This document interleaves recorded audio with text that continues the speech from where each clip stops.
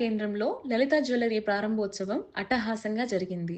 ఈ ప్రారంభోత్సవానికి తెలంగాణ రాష్ట్ర వ్యవసాయ శాఖ మంత్రివర్యులు తుమ్మల నాగేశ్వరరావు, రాష్ట్ర రెవెన్యూ శాఖ మంత్రివర్యులు పొంగులేటి శ్రీనివాసరెడ్డిలు ముఖ్య అతిథులుగా హాజరై ప్రారంభించారు.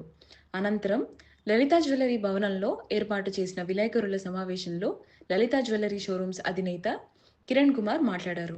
వారికి అందించాలనేటటువంటి ఒక దృక్పథంతోనే ఇన్ని బ్రాంచెల్ని ఇన్ని ఏరియాలలో ఓపెన్ చేయడం జరుగుతాం.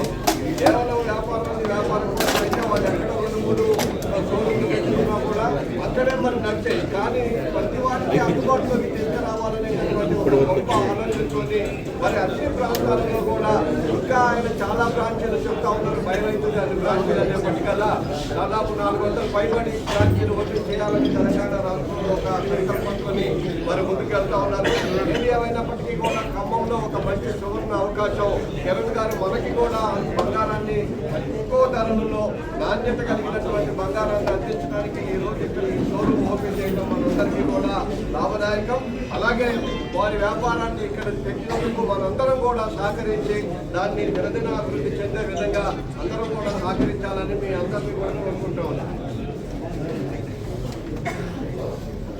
అందరికీ నమస్కారం. చాలా సంతోషం. 60వ బ్రాంచ్ని మన ఖమ్మం నగరంలో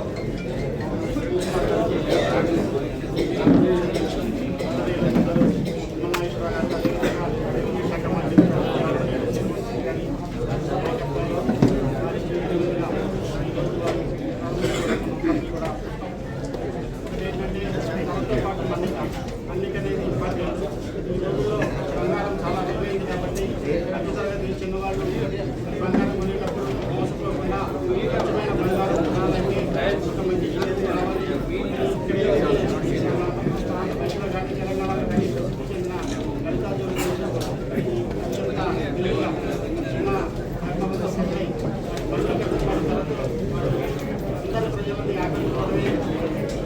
ఆకట్టుకోవడం వల్లనే